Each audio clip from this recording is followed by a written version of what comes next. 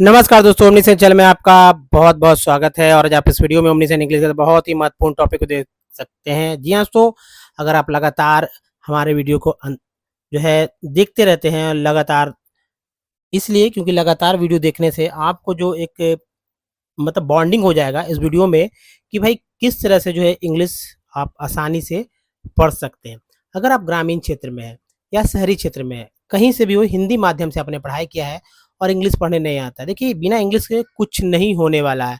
यहाँ तक कि आप ना कंप्यूटर चला पाएंगे, ना अच्छे से मोबाइल चला पाएंगे, टेक्स्ट मैसेज भी दूर है। सो यहाँ तक कि आप कभी भी कुछ भी इंग्लिश में करना चाहेंगे तो आप अपने आप को असहज ज़रूर महसूस करते होंगे। तो अगर आपको इन सब से बचना है तो इंग्लिश पहले पढ़ना सीखना होगा, फिर लिखना, फिर दोस्तों समझना और लास्ट में बोलना सीखना होगा। तो चलिए शुरू करते हैं। लेकिन इस वीडियो में दोस्तों जैसा कि आप जानते हैं कि कहानी शुरू हुई है, उस कहानी को अगला पड़ाव देना है अब।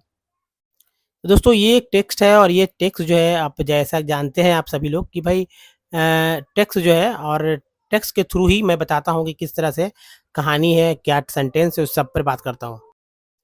तो दोस्तों ये देखिए यहाँ पर जो लिखा हुआ है कि दे, ये दे क्यों लिखा हुआ?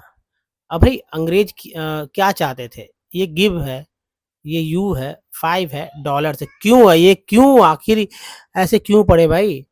तो ऐसे इसलिए पढ़े क्योंकि दोस्तों एक बात को समझिए कि ऐसा अंग्रेजों ने पढ़ा है, तो उनकी भाषा को सीखना, उनके लैंग्वेज को सीखना एक लैंग्वेज है। इस बात को समझिए। और ये एक स्किल है और ये एक बहुत ही ग्लोबल लैंग्वेज है। हर देश में हर जगह बोलते हैं। इंडिया में अगर आप साउथ जाते हैं ना, तो आपको हिंदी कम समझने वाला है, लेकिन इंग्लिश वहाँ के लैंग्वेज के अलावा इंग्लिश लोग ज़्यादा समझते हैं।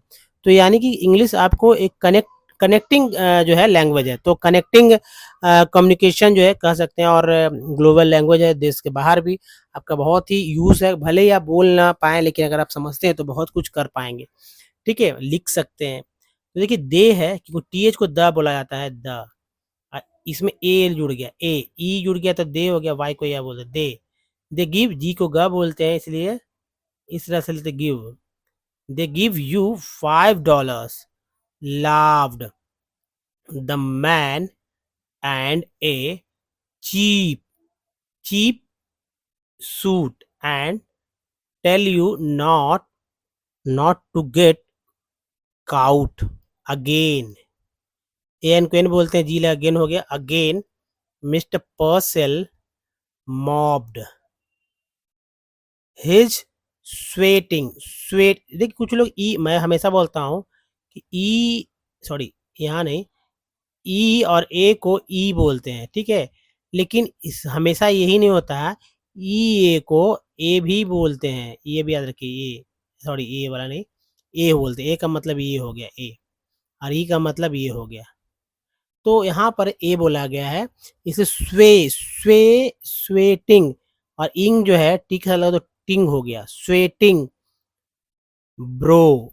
अब ओ डब्ल्यू है, ओ डब्ल्यू को ओ बोलते हैं, ओ डब्ल्यू को आओ बोलते हैं, ठीक है? यहाँ पर क्या बोला गया?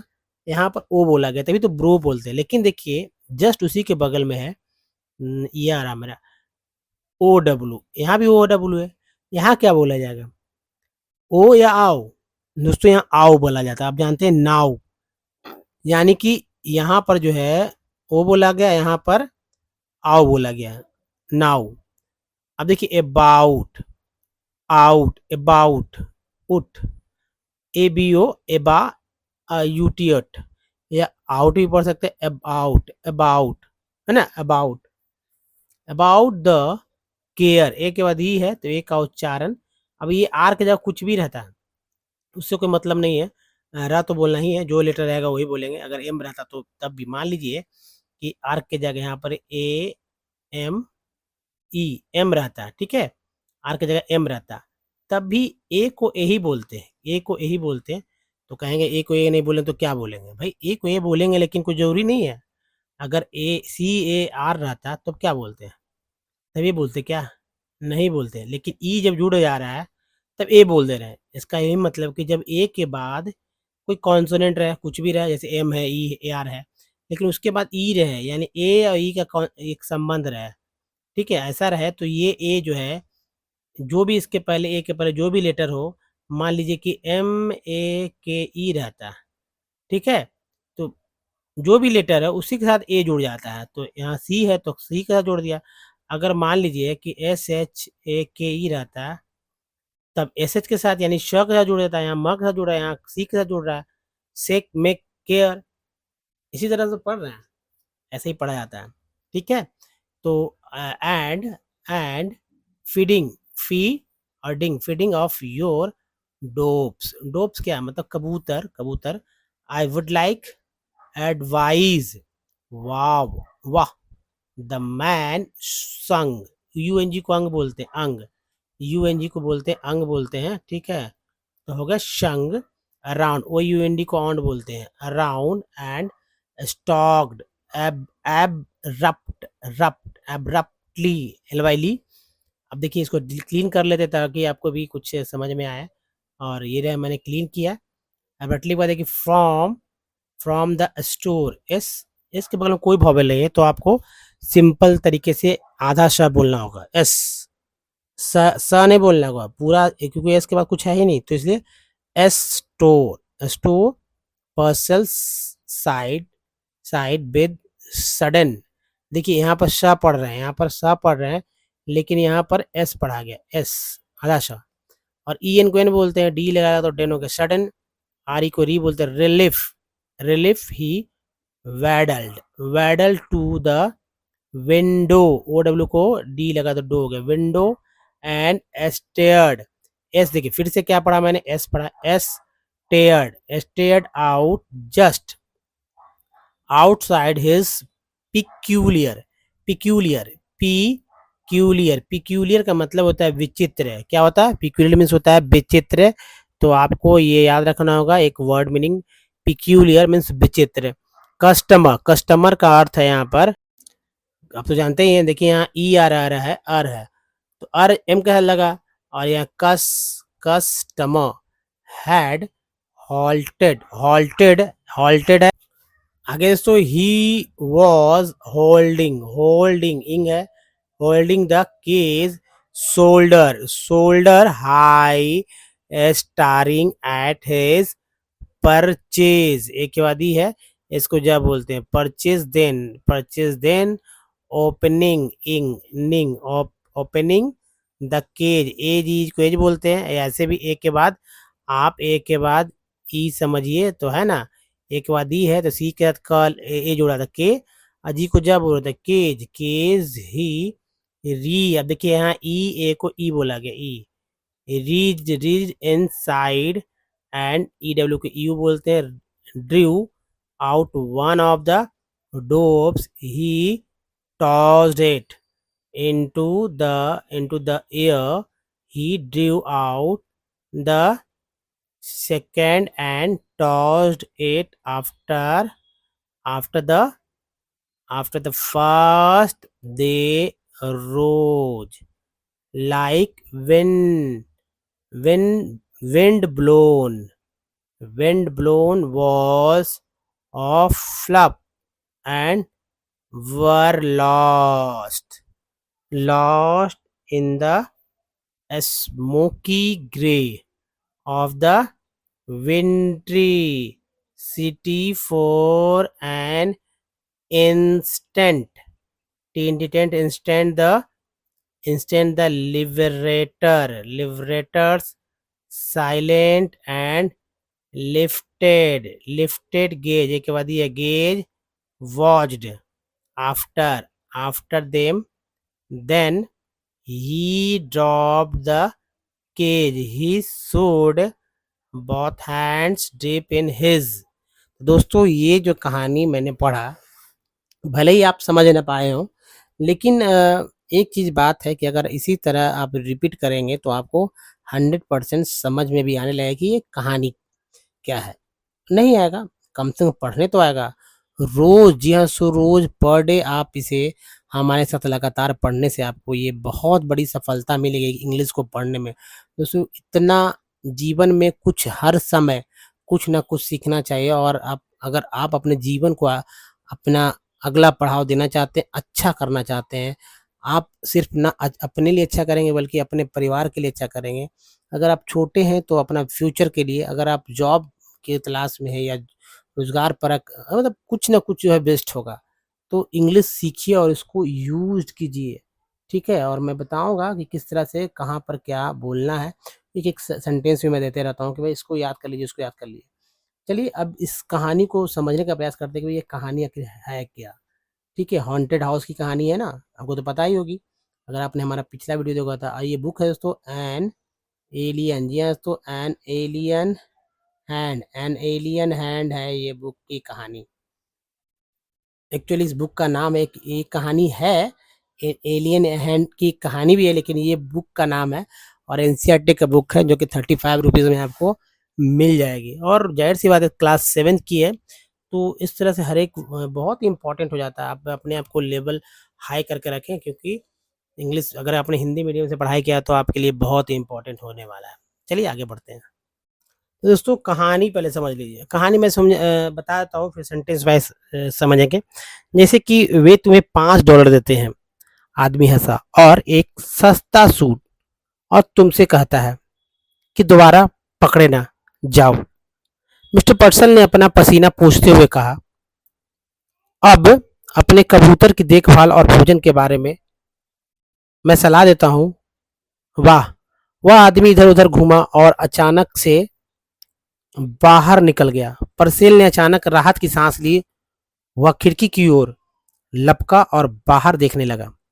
ठीक बाहर उसका एक अनोखा ग्राहक रुका था। वह पिंजरे को कंधे पर उठाकर अपनी खरीदारी को घूर रहा था।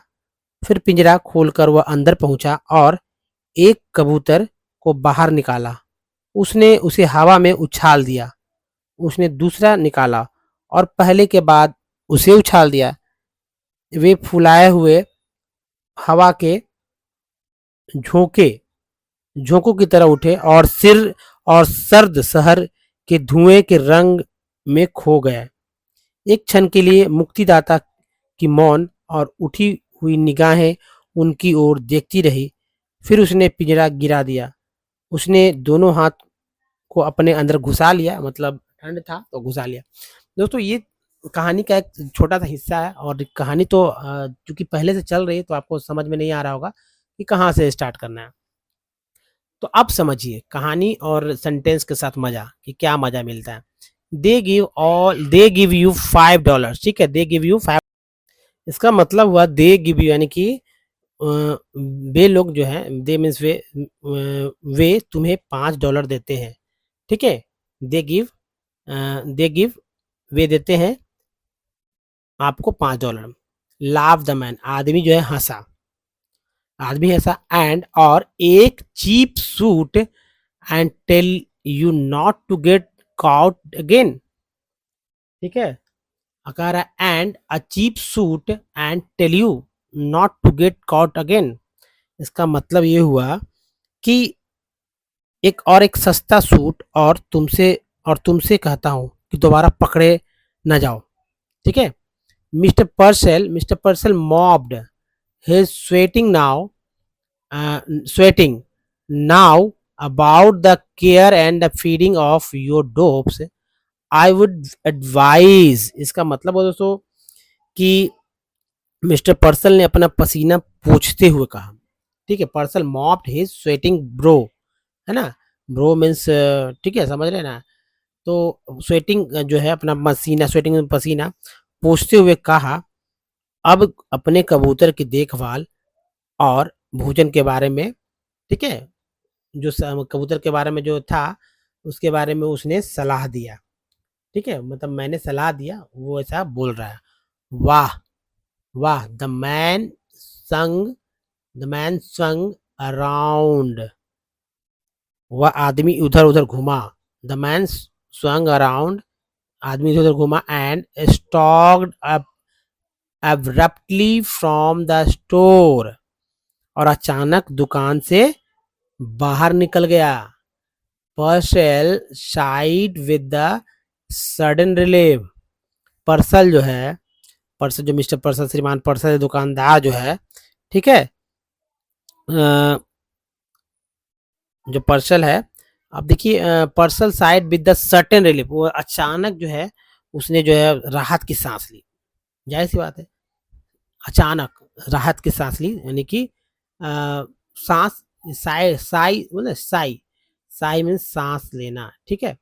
ही waddle, he waddle to the window and started out, क्या कह रहा है आगे जो है, सो वह खिड़की की ओर लपका। अगर आपको बोलना है कि वह लपका, तो ही वैडल का मतलब हो गया लपका, वह लपका।